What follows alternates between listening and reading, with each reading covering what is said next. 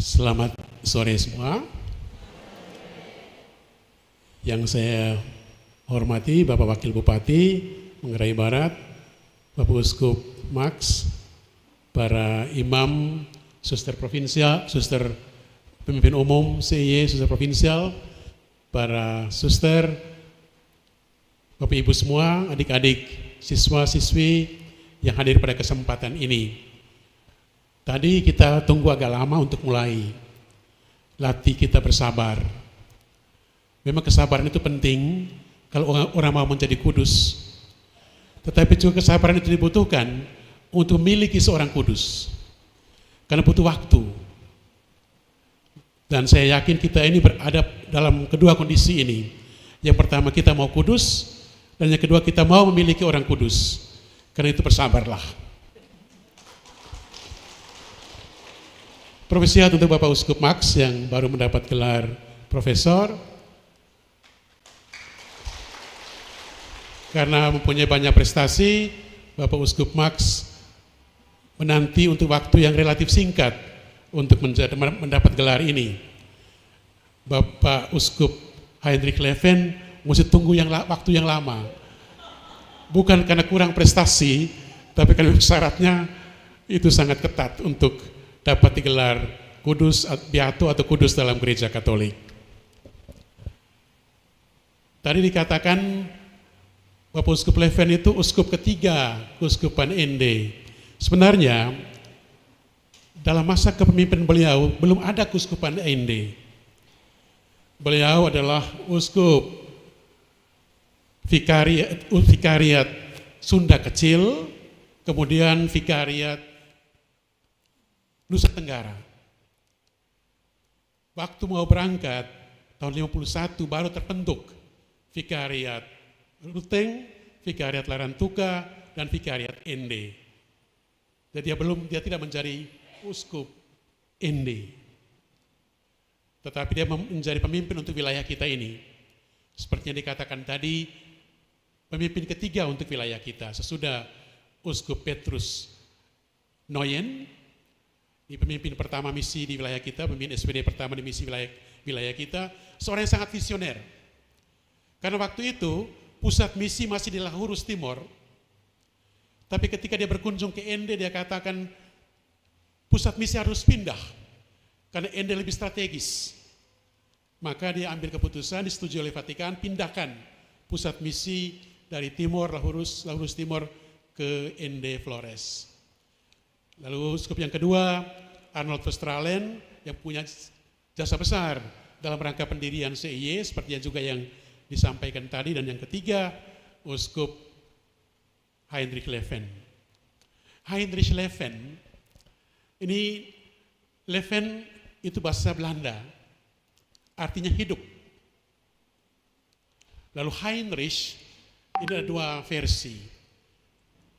Mungkin kalau pernah yang pelajar bahasa Jerman, Heinrich, ada dua kata itu. Heim itu artinya rumah. Dalam bahasa Inggrisnya home. Lalu Rich, artinya luas, kaya. Rich, dalam bahasa Inggris. Karena itu Heinrich, itu artinya orang yang punya rumah yang luas. Dan Heinrich Leven, artinya orang yang punya rumah yang luas untuk kehidupan. Maka saya memberikan judul untuk sharing saya, Heinrich Leven, jembatan kehidupan. Jembatan kehidupan. Untuk 3 hal, nanti saya akan jelaskan. Untuk 3 hal, Uskup Heinrich Leven dapat kita lihat sebagai jembatan kehidupan. Yang pertama, jembatan kehidupan di antara para misionaris atau para rekan kerjanya pada waktunya. Pada waktu Uskup Leven berkarya di wilayah kita, mayoritas para misionaris SPD waktu itu adalah orang-orang Belanda. Tetapi mereka harus bicara bahasa Jerman. Karena bahasa Jerman adalah bahasa serikat. Dan Uskup Leven, dia orang Jerman, tapi tinggal di wilayah batasan dengan Belanda, fasih berbahasa Belanda, dia menjadi jembatan yang baik. Dari segi latar belakang, dia sudah tentukan untuk menjadi seorang penjembatan antara dua kelompok besar ini. Mayoritas jumlah itu Belanda, tapi dominasi kuat karena sejarah itu Jerman. Dia berada pada posisi menjadi penjembatan. Dan seperti jembatan itu sangat dibutuhkan pada masa kritis dalam hal-hal yang sederhana. Dalam hal yang sederhana, misalnya waktu itu dalam SPD soal main kartu jadi masalah besar. Main kartu. Orang Belanda suka main kartu. Orang Jerman melihat main kartu itu sebagai hal yang buang-buang waktu saja. Dari pimpinan SPD di Roma waktu itu ada larangan. Misionaris tidak boleh main kartu. Tapi saat itu Uskup Leuven bersama regional Pater Bouma, Johannes Bouma, mereka katakan memang main kartu terlalu lama juga tidak benar. Kalau menghabiskan waktu berjam-jam untuk main kartu sudah tidak betul lagi. Tapi bahwa kadang-kadang main kartu dibolehkanlah. Karena kalau kita larang main kartu, waktu rekreasi mereka sibuk di kamar masing-masing. Atau waktu rekreasi menjadi terlalu serius. Maka baiklah mereka diizinkan untuk main kartu. Jadi konsesi-konsesi kecil ini dibuat untuk menjembatani dua kelompok yang memang punya pandangan yang sangat berbeda tentang kehidupan. Soal lain, waktu Perang Dunia Kedua, seperti yang dijadikan bahan judul seminar kita ini, masa Perang Pasifik, masa pendudukan Jepang. Waktu Jepang masuk, para misionaris diinternir, lalu pemimpin SPD dan pemimpin misi waktu itu, Pak Uskup Leuven berusaha untuk membebaskan sejumlah misionaris Belanda supaya mereka bisa menangani karya-karya yang vital di Nusa Tenggara ini. Mereka sudah berusaha banyak, tapi yang diizinkan cuma beberapa. Tapi sekarang mereka dikritik oleh orang Belanda. Orang Belanda katakan kedua pemimpin kita ini tidak berbuat cukup banyak untuk dapat membebaskan lebih banyak lagi orang Belanda, misionaris Belanda. Ya, karena waktu itu kan Jepang itu bersekutu dengan Jerman. Belanda di pihak yang lain. Kita lihat ini, bagaimana masalah politik dapat menjadi pemicu konflik di antara rekan-rekan kerja dalam misi. Bisa terjadi juga sekarang. Pilihan politik dapat menjadi pemicu konflik di antara orang-orang yang bekerja dalam gereja. Di sini dibutuhkan pemimpin yang bisa menjembatani. Soal yang ketiga, contoh yang ketiga ya, itu soal merokok. Sekali lagi soal besar waktu itu. Ini ada yang buat abreviasi itu SPD. Smoke we don't, so we drink. Kita tidak merokok, tapi kalau begitu kita minum. Tapi waktu itu merokok pun dilarang. Tapi beredar isu, karena masih zaman pendudukan Jepang ini, para misionaris Jerman yang di India, ketika mereka diinternir, mereka diperbolehkan untuk merokok. Itu isu yang beredar. Maka para misionaris di sini juga katakan, kalau mereka di sana diizinkan, misionaris Jerman, kenapa kita dilarang? Apakah karena kita orang Belanda? Sekali lagi, isu suku nasionalisme dihubung-hubungkan. Tapi Pater Bouma waktu itu regional SPD dan Uskup Leuven juga sangat membantu. Mereka diinternir tadi seperti dikatakan di Makassar. Dalam kapal itu, dalam perjalanan dari ND ke Makassar, sudah ada beberapa misionaris yang sembunyi-sembunyi mulai merokok. Belum ada izin resmi. Tapi sudah mulai merokok. Lalu lihat kenyataan itu, pater regional, Pater Bauma, yang juga diinternir. Sampai di Makassar dia katakan, ya daripada mereka sembunyi-sembunyi terus, diputuskan boleh merokok, tetapi hanya selama masa mereka ada dalam kamp yang selama mereka diinternir. Pulang dari Makassar, izin itu dicabut, kembali ada kewajiban untuk merokok. Tapi kemudian larangan itu juga dicabut dalam seluruh kongregasi. Maksud saya menceritakan ini hal begini.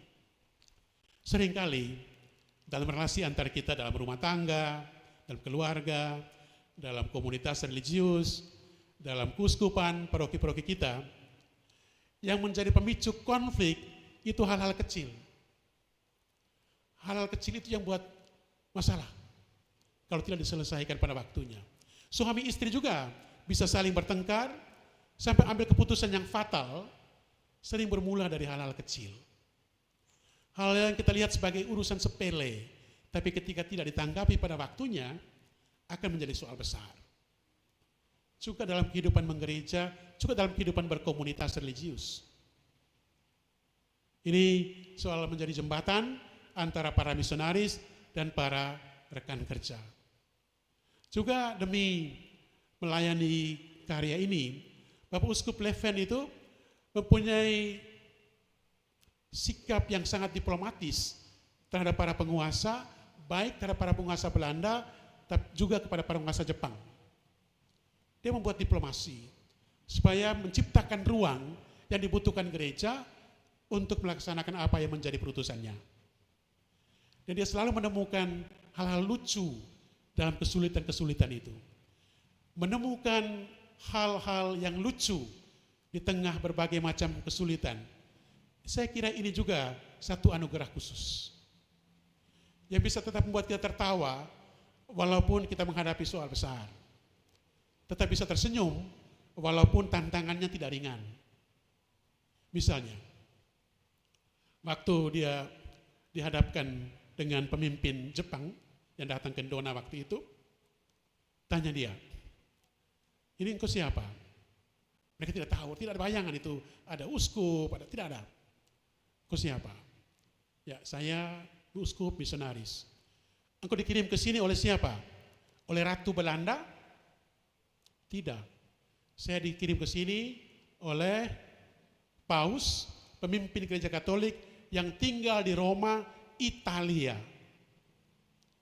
Waktu dengar kata Italia, pemimpin pasukan Jepang ini langsung merasa plong, karena Italia itu juga sekutu Jepang. Maka dia katakan, sudah aku tinggal di sini, tidak apa-apa, kerja saja. Uskup Leven dalam refleksinya katakan begini, baik juga kalau kadang-kadang kita tidak harus memberikan seluruh penjelasan. Penjelasan yang singkat-singkat, walaupun mungkin dipahami secara keliru, tidak apa-apa. Itu bisa membantu kita. Contoh lain, waktu dia katakan, engkau berkebangsaan apa? Dia bilang, saya dari kelahiran saya orang Jerman. Tetapi dinaturalisasi menjadi orang Belanda. Naturalisasi. Tidak gampang terjemahkan kata naturalisasi ini, karena mereka waktu itu pakai penerjemah. Lalu penerjemah katakan dalam bahasa Melayu kepada orang Jepang tadi, lahir sebagai orang Jerman, dididik di Belanda, dididik. Naturalisasi dirasa sangat sulit diterjemahkan, dia bilang dididik saja. Dan itu menyelamatkan dia. Oke, jadi soal menjembatan tadi dalam konteks yang tidak mudah, menemukan apa yang menjadi kekuatan, tapi juga kesulitan dari masing-masing kelompok, dan membuat konsesi supaya bisa ada jembatan di antara kelompok-kelompok ini. Tapi juga menemukan event-event, peristiwa-peristiwa yang masih bisa memberikan kita kegembiraan. Dalam rangka penjembatanan antara kelompok ini, saya pikir sebagai pemimpin, kita harus peka terhadap kelompok-kelompok yang dominan. Entah dalam masyarakat, dalam kongregasi religius, atau juga dalam gereja. Kelompok dominan. Dominasi itu ditentukan oleh 3 hal. Yang pertama jelas, oleh jumlah. Mereka jumlah paling besar, pasti mereka akan sangat dominan. Yang kedua, seringkali dominasi ditentukan oleh kekuatan uang. Yang punya lebih banyak uang bisa gampang mendominasi walaupun jumlah mereka kurang. Itu juga terjadi dalam masyarakat, dalam gereja, dalam komunitas religius juga. Dan yang ketiga, siapa yang lebih pintar bicara. Seringkali kelompok orang yang tidak banyak jumlahnya, juga kurang uangnya, tapi pandai bicara, mereka bisa menjadi kelompok yang dominan. Maka kepekaan seperti ini dibutuhkan, dan Uskup Pleven punya kepekaan seperti ini. Maka dia menjadi seorang pemimpin pada masa yang sulit sebagai penjembatan antara kelompok-kelompok waktu itu. Saya pikir kualitas paling tinggi dari Uskup Pleven adalah bagaimana menjadi pemimpin, bagaimana beliau menjadi pemimpin pada masa yang sulit itu. Dalam Perang Dunia Kedua, yang kita sebut sebagai Perang Pasifik atau masa pendudukan Jepang untuk wilayah kita. Masa yang sangat sulit. Saya bayangkan, waktu dia berada di Ndona, tempat saya tinggal sekarang.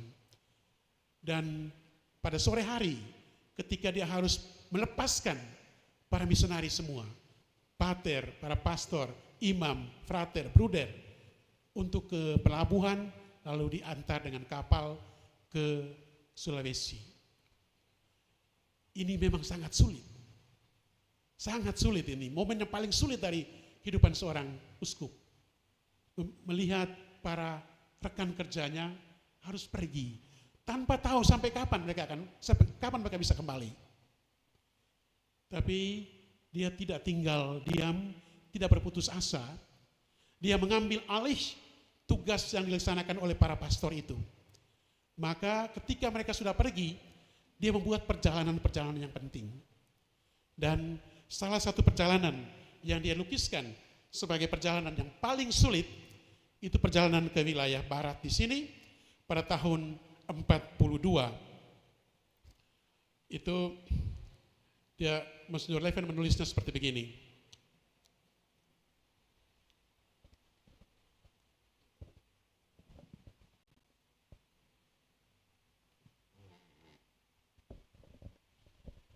Pada hari Rabu, tanggal 22 Juni, saya mulai dengan perjalanan misi 22 Juni 1942, ketika Jepang baru masuk di Flores. Saya mulai dengan perjalanan misi yang paling menyedihkan dan paling emosional sepanjang tahun-tahun pengalaman misioner saya. Dalam seluruh wilayah Ende sampai ujung paling barat wilayah Manggarai, tidak terdapat seorang misionaris. Tidak ada satu tempat di mana dilangsungkan kurban misa untuk 130.000 umat Kristen. Tidak ada sebuah tabernakel, tempat para beriman boleh memperoleh penghiburan dan kekuatan dalam kesusahan mereka. Dan sekarang saya sebagai satu-satunya imam yang bebas akan pergi mengunjungi mereka dan menghibur mereka dan meneguhkan mereka, memberikan mereka semangat. Jadi, dia tidak membiarkan dia dilumpuhkan oleh keadaan. Tidak membiarkan dia dilumpuhkan oleh keadaan. Ini satu keutamaan seorang pemimpin.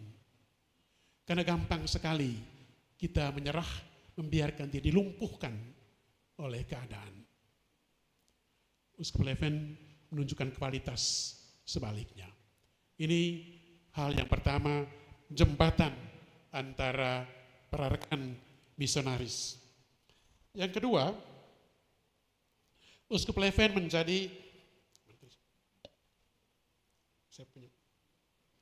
jembatan untuk membangun gereja lokal. Untuk membangun gereja lokal.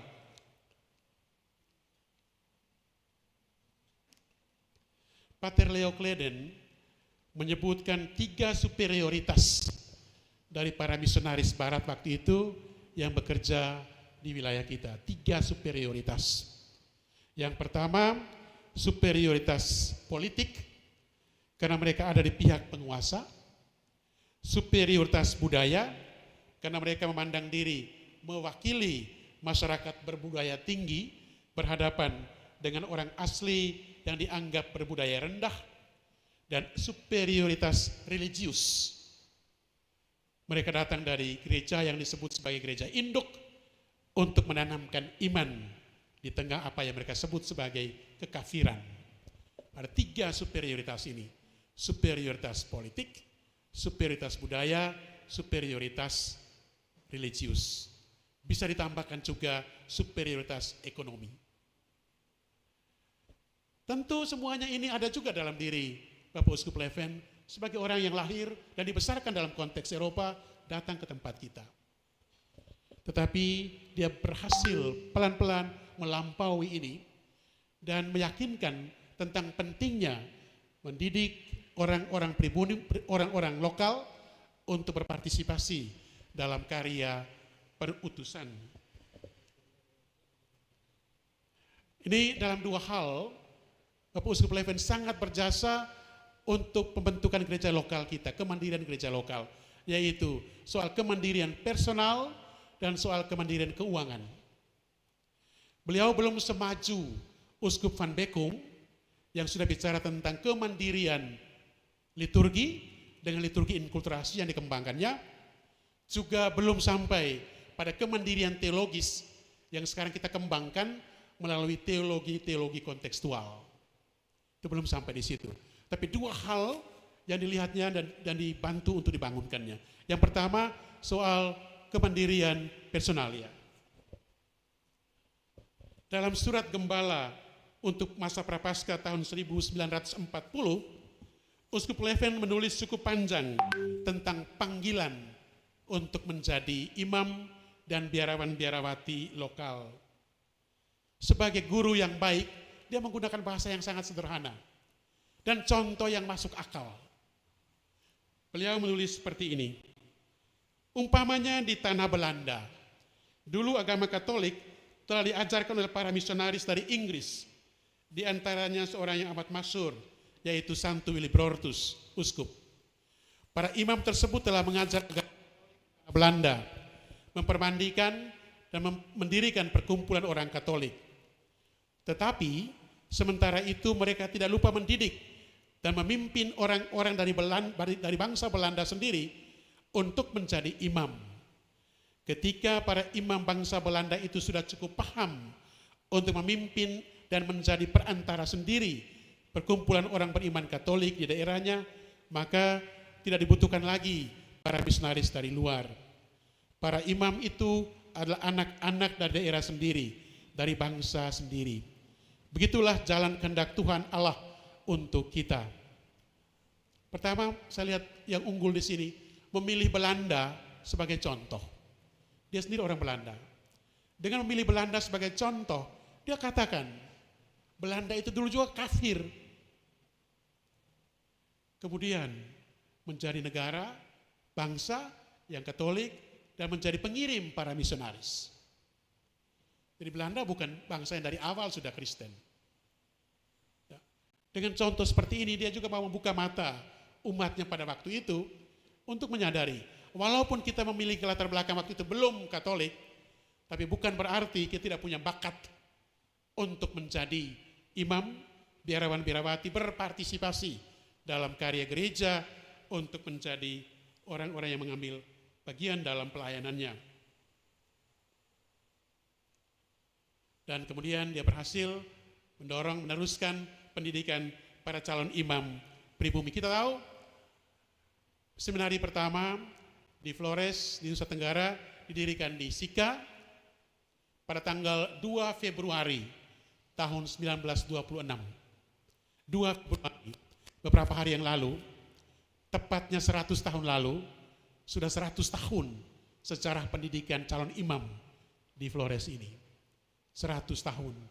Dan kami-kami ini ada karena tanggal bersejarah tadi 2 Februari 1926. Kita harapkan nanti di Maumere, kalau dalam rangka perayaan Nusra Youth Day, para uskup se-Nusra juga dapat memperingati peristiwa penting itu, 100 tahun pendidikan calon imam di sini. Seminari pertama didirikan oleh Pater Verstralen, tetapi Uskup Pleven mempunyai jasa yang besar untuk meneruskannya. Uskup Verstralen yang mempunyai cita-cita besar dan kemudian diteruskan oleh Bapak Uskup Pleven. Uskup Verstralen ini meninggal dalam sebuah kecelakaan lalu lintas di sebuah kampung namanya Boalobo. Boalobo. Kalau para Romo Suster, Bapak Ibu ingat, kalau sudah keluar dari Ende misalnya, sudah keluar dari Nangaroro, sebelum sampai ke Ndora, itu ada satu kampung namanya Boalobo. Kalau dari Ende di sebelah kanan, itu sekarang ada satu monumen kecil yang dibangun untuk mengenang peristiwa kecelakaan yang terjadi pada tahun 1932, waktu Bapak Uskup Verstralen meninggal dalam kecelakaan, dan yang menjadi sopir waktu itu adalah calon regional SPD Pater Bauma. Dia yang menjadi sopir waktu itu. Ada dekat dengan mobil, ada kuda yang lewat, keliru banting setir, akhirnya masuk jurang, dan Bapak Uskup Verstralen meninggal. Perjalanan itu ke Mataloko sebenarnya mau menerima calon pertama CIY. Tapi semuanya hancur berantakan karena kuda tadi. Karena kuda. Ini kita katakan Tuhan itu menulis garis lurus dari banyak dari banyak yang bengkok. Ada peristiwa seperti itu karena seekor kuda, maka para suster harus menunggu lebih lama. Sampai baru pada tahun 1935 Bapak Uskup Pleven bisa mendirikan kongregasi ini. Juga dia punya komitmen luar biasa untuk kongregasi, untuk meneruskan apa yang dimulai oleh Bapak Uskup Pleven. Tadi Suster Ivon sudah katakan, waktu itu banyak perlawanan. Para misionaris itu banyak melawan rencana untuk mendirikan kongregasi para suster ini. Banyak lawan. Tapi Uskup Verstralen katakan begini, kalau pada tahun 1926 kita semua setuju untuk mulai seminari pertama, lalu kenapa untuk perempuan kita masih punya keberatan? Jadi selain masalah-masalah yang disampaikan, ada juga bias gendernya. Dan ini juga satu hal yang perlu tetap kita kelola dalam gereja kita. Ini soal kontribusinya untuk gereja lokal, soal personalia. Dan bidang yang kedua yang sangat dia dukung adalah soal kemandirian keuangan. Dalam satu surat gembala dia katakan begini, kamu sudah punya kamu sudah punya imam. Waktu itu sudah ada imam yang ditabiskan, sudah ada suster. Tapi mereka hidup dari mana? Dan kedepannya mereka hidup dari mana? Sekarang mungkin masih bisa. Kedepannya kamu harus pikir. Mungkin kamu katakan, oke, mereka hidup dari para donatur yang tinggal di Eropa dan Amerika. Tetapi mereka tidak selamanya hidup dalam kemakmuran. Karena itu, kamu sekarang harus mulai mencari jalan untuk mulai membantu gereja dengan kontribusi keuangan kamu sendiri. Dan ini yang terjadi, dia dorong supaya umat semakin sadar akan kontribusinya bagi gereja juga secara finansial. Dan yang terakhir, menjadi jembatan kehidupan bagi para biarawati Indonesia, para suster CIY, Hoc Crux Salve Unica Spes. Ini moto dari Bapak Uskup Pleven. Salam ya salib, salam engkau harapan yang tunggal. Spiritualitas salib diteruskannya juga kepada para suster CIY. Salib. Kenapa salib itu sebuah jembatan? Waktu saya masih di SMP, pasti adik-adik yang sekarang SMA itu masih ingat ya, kita waktu belajar matematika. Orang katakan garis tersingkat yang menghubungkan dua titik adalah garis lurus. Bisa coba sendiri ya. Kalau kamu tempatkan dua titik, Garis tersingkat itu adalah garis lurus. Garis bengkok lebih panjang. Dan kalau bengkoknya lebih berlekuk lagi, lebih panjang lagi. Garis tersingkat itu garis lurus. Dan salib terbentuk dari dua garis lurus. Vertikal dan horizontal. Ketelatenan dalam penderitaan, kesediaan menanggung kesulitan. Ini garis tersingkat yang menghubungkan kita dengan Tuhan dan menghubungkan kita satu sama lain. Seringkali kita bermasalah di antara kita karena tidak tahan banting, karena tidak rela untuk berkorban, tidak mau terima salib. Garis tersingkat yang menghubungkan kita adalah salib, garis tersingkat yang menghubungkan kita dengan Tuhan adalah salib. Dan para suster SEY sejak dari awal sudah mengalami spiritualitas salib ini. Kesulitan-kesulitan yang dihadapi dalam proses pembentukan mereka sudah melatih mereka untuk memiliki salib, memeluk salib sebagai spes unika. Ya, harapan satu-satunya. Satu cerita lucu tentang para suster ini, Monsignor Leven ketika baru mulai terima tugas, rasa ini langsung lanjutkan karena masih ada banyak pro kontra di antara para misionaris. Dia katakan kepada para calon itu, kamu pergi libur dulu. Kamu pergi libur ke rumah kamu masing-masing. Dengan janji begini, kalau nanti pada waktunya kamu mendapat kartu bergambar Santo Yosef, artinya kamu tinggal di rumah, kamu jadi ibu rumah tangga. Kalau ada, Santo Yosef gendong anak Yesus. Kalau ada yang menerima kartu hati terkudus Yesus, kamu datang ke sini, kamu menjadi calon suster. Itulah yang terjadi dan kenyataannya ada yang menerima gambar Santo Yosef dan anak Yesus tadi, kemudian berkeluarga dan putrinya kemudian mendapat gambar Yesus yang hati terkudus Yesus bergabung dengan para suster SEY. Para suster SEY sudah melewati proses ini dan kita sedang dalam proses untuk membiarkan Bapak Uskup Leven menjadi beato supaya dia yang sudah menjadi jembatan dalam hidupnya, jembatan antara para misionaris, jembatan untuk mendirikan gereja lokal, jembatan untuk membangun satu komunitas Indonesia, juga menjadi jembatan kita dengan Tuhan, dengan diakuinya Bapak Uskup Leven sebagai orang kudus. Terima kasih.